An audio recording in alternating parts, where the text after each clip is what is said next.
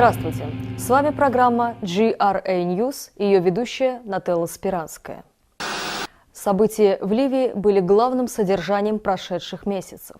Арабская весна закончилась большим кровопролитием, вторжением западных держав в суверенную страну, взрывом государства, гражданской войной. Сегодня мы знаем развязку, хотя, быть может, еще не окончательную. Как бы то ни было, Джамахирии больше нет. Каддафи убит. Море крови разрушило дамбы порядка и хлынуло на людей. Общество, государство, человеческая жизнь, управление, экономика, безопасность, а также логика, смысл, честь, свобода, истина – все это исчезло из жизни ливийцев с мгновенной скоростью. С такой скоростью, с какой поднимаются в небо натовские бомбардировщики, чтобы сеять повсюду на планете горе, разрушение, смерть, боль. Огромная обгорелая рана. Ливия сегодня. А сейчас попробуем вспомнить, как все начиналось.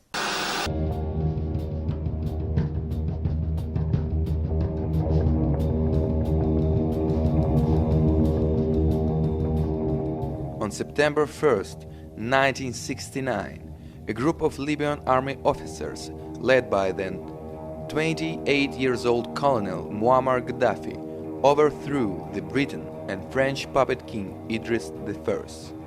The new regime proclaimed itself the Libyan Arab Republic. Initially, revolutionaries focused on the ideas of Arab socialism and the pan-Arabist doctrine that was proclaimed by Egypt's President Gamal Abdel Nasser. In December 1969, a temporary constitution proclaimed the need for unity of the Arabs as the most important task of the state. The idea of the political unity of the Arabs was the basis of mass political party, the Arab Socialist Union. The main task of the party was to attract the majority of the people to government and their involvement in large-scale reforms. The revolutionary government began to conduct an internal policy based on the principles of social justice.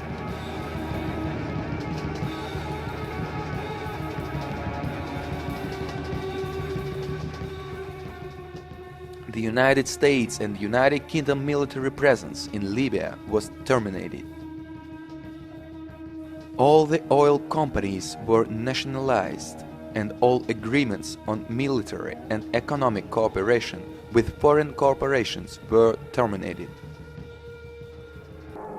In May 1973, Gaddafi publicly spoke for the first time about his ideas of Third World Theory, which he would detail later in the Green Book. Gaddafi rejected both capitalism and the Soviet version of socialism.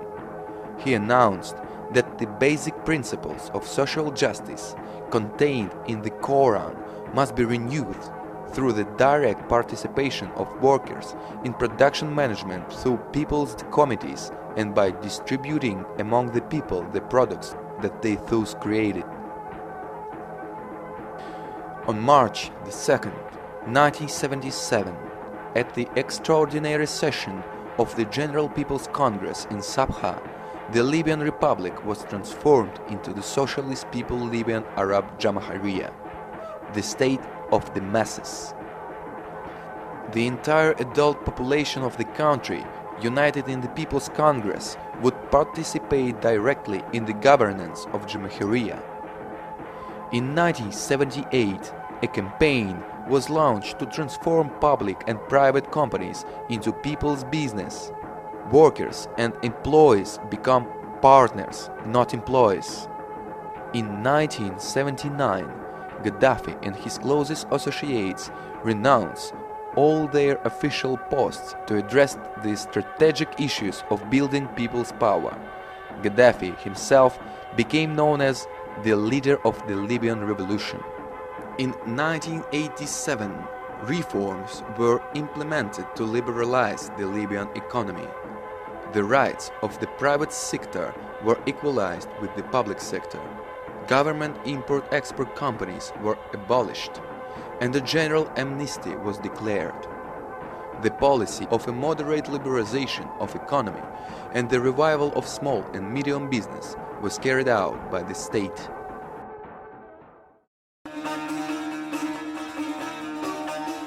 By 2011, Libya was the most highly developed and wealthy state in Africa. The construction of the great man-made river, a network of water pipelines supplying the arid areas and the northern part of Libya's industrial with the pure drinking water from underground reservoirs of the oasis solved the problem of drinking water. However, the practical implementation of the ideas of the Third World Theory was met with antagonism by the pro-capitalistic domestic opposition and agents of Western influence. In April 1986, the United States accused Libya of supporting terrorism.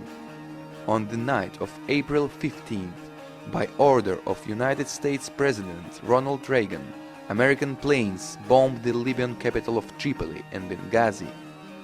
40 Libyans died, including Gaddafi's adopted daughter. Over 200 people were injured. In 1988, Pan Am Flight 103 blew up over Lockerbie, Scotland. The United States and Britain accused Libya of involvement in a terrorist attack. In 1992, at the insistence of these countries, the United Nations Security Council imposed sanctions against Libya. In the late 70s, early 80s, the Soviet Union supplied Libya with modern weapons, tanks, aircrafts, and air defense systems. The USSR built a research nuclear reactor at Tayura Nuclear Research Center. Libya's nuclear program continued successfully until 2003. In 2003, in exchange for the lifting of sanctions against his country, Muhammar Gaddafi agreed to decommission its nuclear program. Итак, революционер Каддафи, зеленая книга, прямая демократия, третья идеология для третьего мира.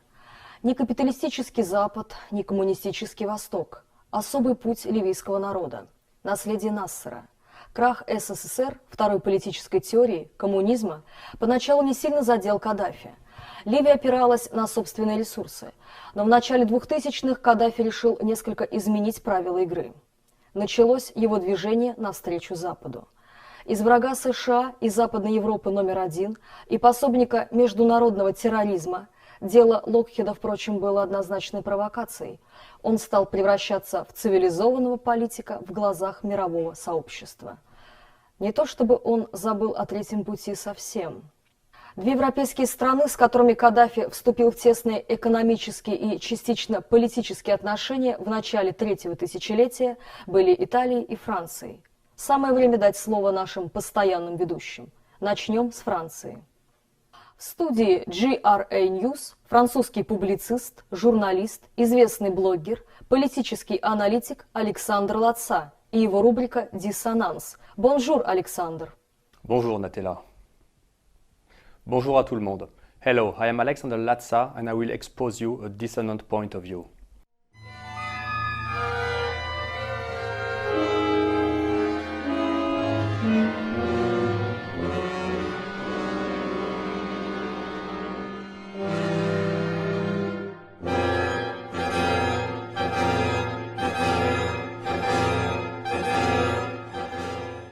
So the job is finally done. Libya is now a free country. The tyrant who oppressed his people, who were seeking democracy and freedom, has been neutralized.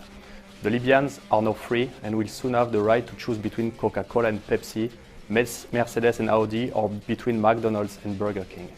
Basically, what they were looking for, the same as any other people on the planet. At least, this is the same story we have been told for a decade during the war in Afghanistan. As in 1999 in Serbia, in 2001 in Afghanistan, or in 2004 in Iraq, the Western military intervention was in defiance of all rules of law, justice and morality. The Western crusade was once again non-religious, but clearly ideological and geopolitical. And its goal is clear: the destruction of all the states which are either non-aligned or do not meet Western standards, especially those found guilty of maintaining close relations with the main competitors of Western domination, that is to say mostly China and Russia. Muhammar Gaddafi is dead and will not have had the honor that Slobodan Milosevic had of being arrested alive and dying accidentally before the end of a rage trial in a court without legal basis. No, Muammar Gaddafi was captured by his opponents, who were able at that moment to show to the world how democrat they were by simply lynching him like a dog, while the scene was captured on mobile phone and delivered later to the whole planet.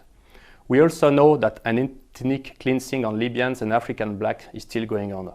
Such behaviors are quite far from the so-called aspirations to freedom attributed to the Libyan rebels and supposedly akin to their counterparts in Tunisia or Egypt, for example. It is also hard to believe in a revolution for freedom, since we know now that the so-called rebels were approximately 80% radical Islamists, most of them from the Muslim Brotherhood, and were supported by 5,000 soldiers from Qatar and mercenaries from Afghanistan recruited by the CIA. There are many reasons to believe that the real civil war in Libya will now begin. Islamist and organized mafia groups that now dominate the country have already announced the introduction of Sharia law and polygamy. Libyans, and especially Libyan women, might forever say thanks to France. France played a key role in this military intervention. The French decision to declare war on Libya seemed totally irrational.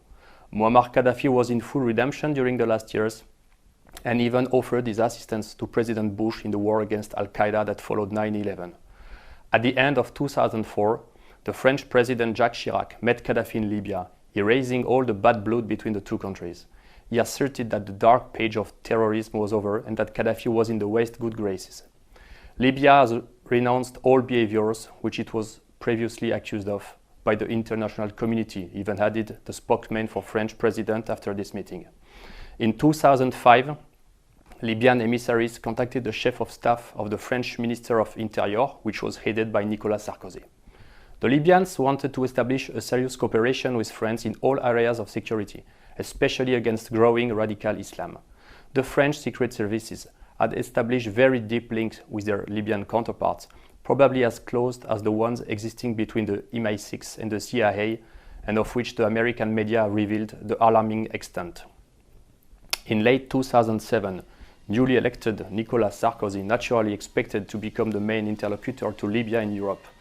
The Libyan leader agreed to make his first visit to a Western country, France, in exchange of involving France in solving the Bulgarian nurses case, despite the fact that Germany and Italia, main trading partners of Libya at the time, were already heavily involved in this issue. It is finally the French president's wife who went to Libya to free the nurses during a pathetic and ridiculous marketing operation. We know now that France had paid a high price for this operation, more than 450 million euros. But for Nicolas Sarkozy, this is an important symbol. The Libyan delegation was received in December 2007 in France with a total of 400 people, including 40 Amazons, to ensure Gaddafi's safety. Gaddafi was able to pitch his tent within the garden of Élysée Palace and enjoy his return to the international community. During the meetings, Gaddafi simply humiliated the French president by justifying terrorism as a weapon of the poor, and this despite the terrorist attack on the UK Flight 772 that killed 166 passengers, including 54 French, in 1989. Gaddafi also blamed Western superpowers for violating international law and the United Nations. Being interviewed by the French press, the Libyan leader ensured that Nicolas Sarkozy never mentioned the problem of human rights in Libya. But Nicolas Sarkozy had other projects in mind.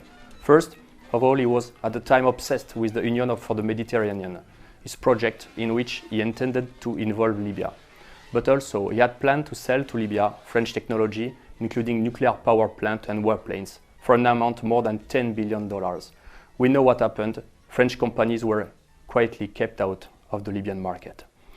The outbreak of war, however, is not only due to Sarkozy. Another man in France played a key role in this operation, Bernard-Henri Lévy, one of the most influential and atlanticist intellectual of the country. Bernard-Henri Lévy is famous in France for having been a fervent supporter of Aliza Izetbegovic, the Bosnian leader, during the war in Yugoslavia. He then supported the military intervention in Serbia, Afghanistan, and in Iraq.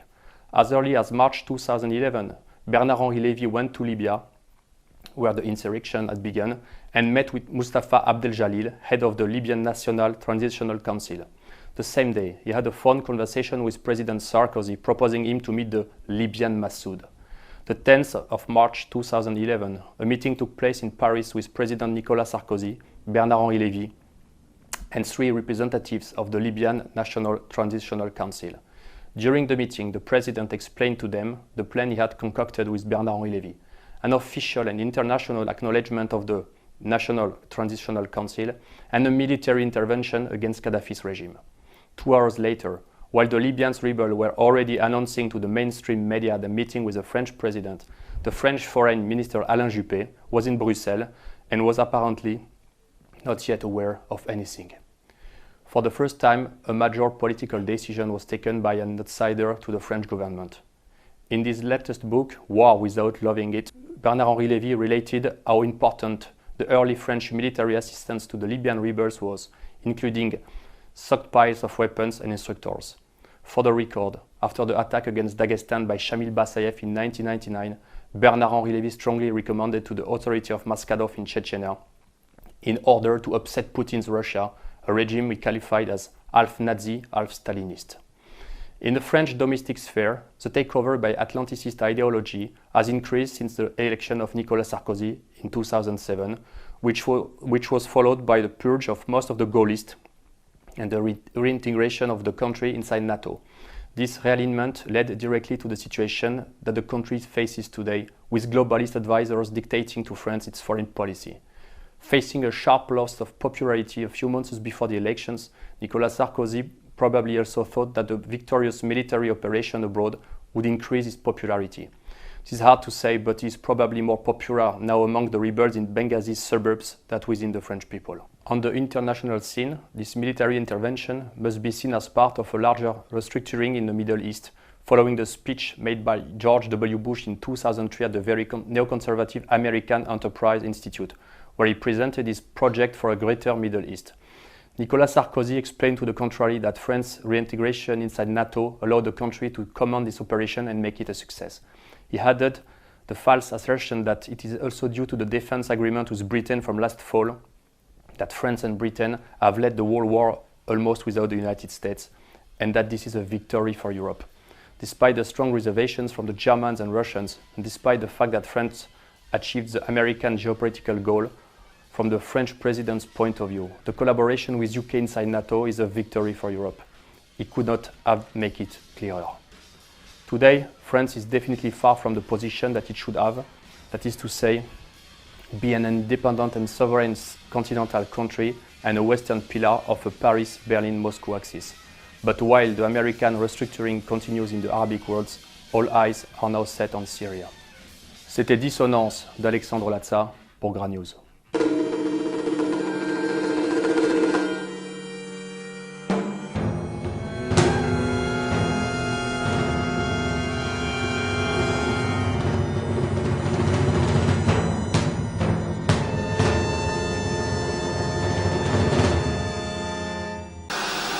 Так обстояло дело в отношениях Муаммара Каддафи с Францией. Не лучше все вышло и с Италией Берлускони. Мы переходим к рубрике «Эрайс». И в нашей студии итальянский политолог, геополитик и представитель Координационного центра «Евразия» Антонио Грего. Чао, Антонио.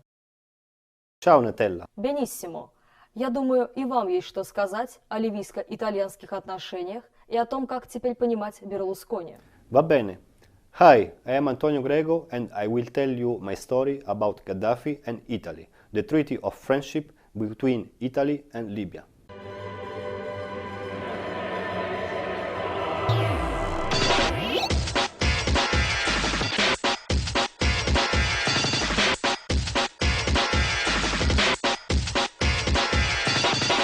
The approach of Gaddafi and Libya with the West has taken place since the late 90s, with the decision by the Libyan authorities to offer the availability to prosecute the Libyan suspected of the Lockerbie disaster and the subsequent payment of damages of prosecutors to the victims.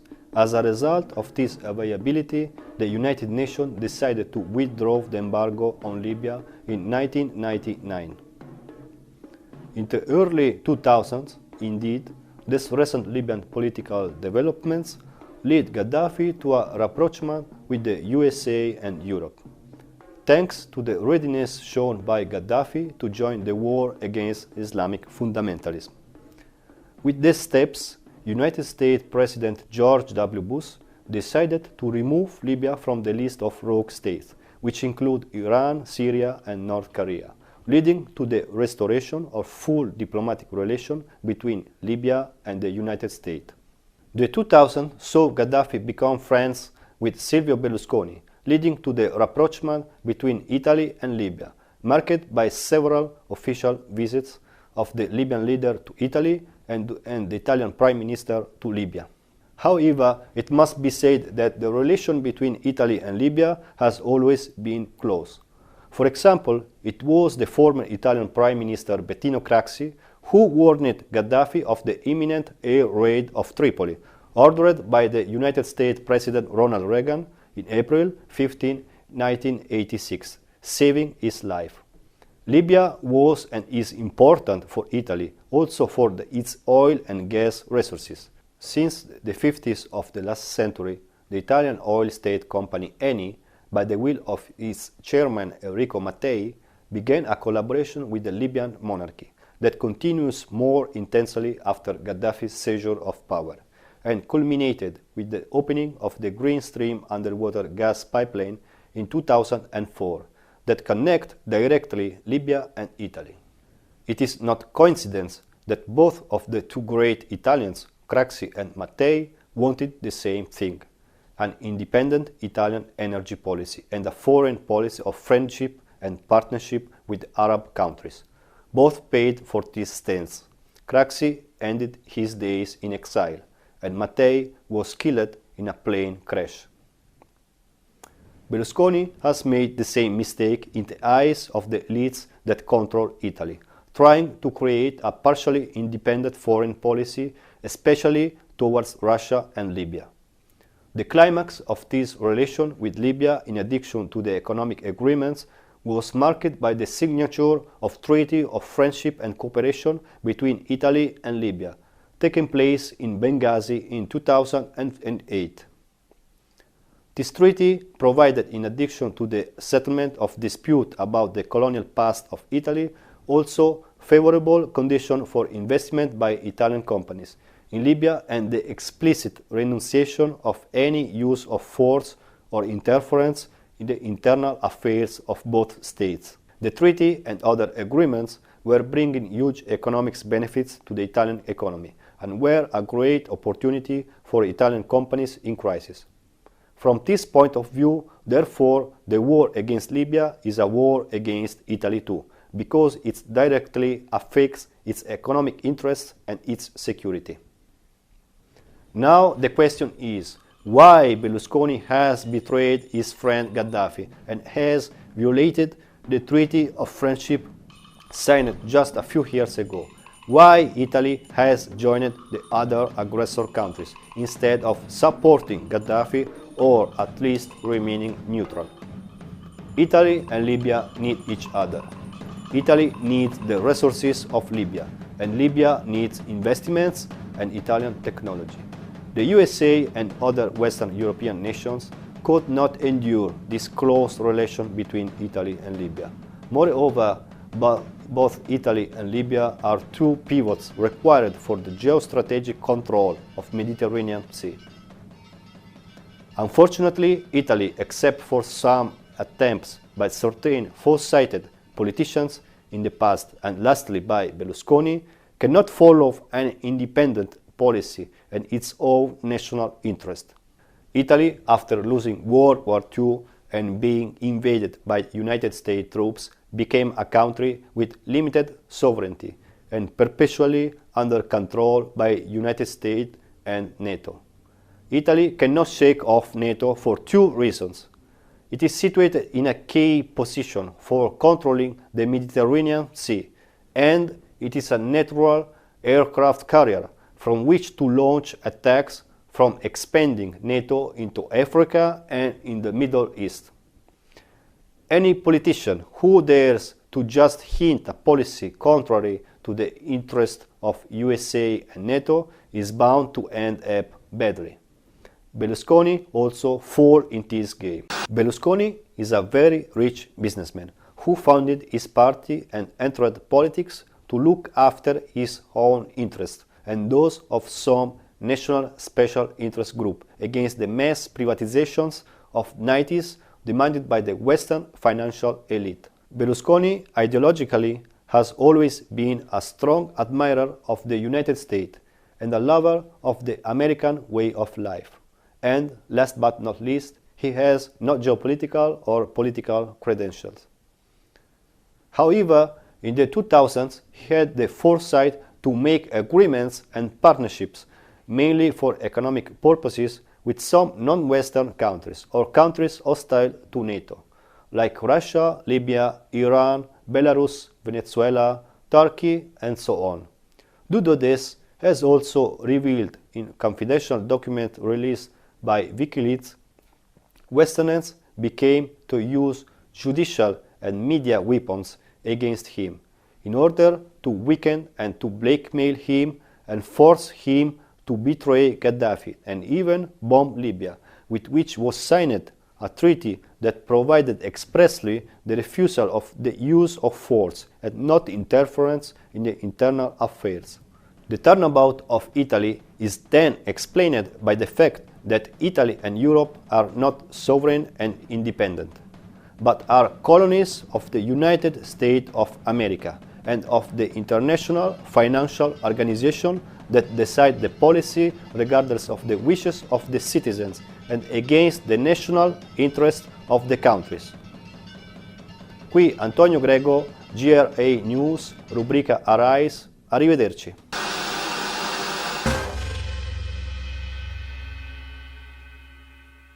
Радикальный поворот в истории Ливии наступил весной 2011 года в ходе того, что принято называть «арабской весной». Это событие имеет все признаки сознательной и широкомасштабной провокации. Другие называют это «Socket Puppet Revolution» или примером ведения сетевой войны. Понятно, что проблемы в арабском мире назревали давно, и все процессы, проходящие там, имеют под собой основания. Но налицо также и сознательное манипулирование общественным мнением, использование разнообразных сетевых технологий, программирование социальных деструктивных процессов, управляемый хаос.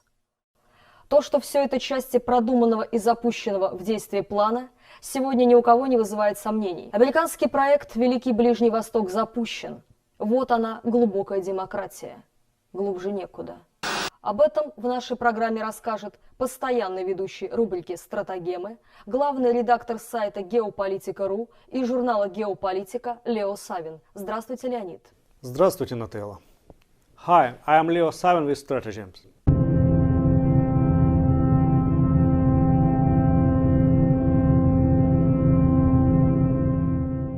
Military and scientific specialists in the United States have permanently adapted their forces and departments to the new conditions.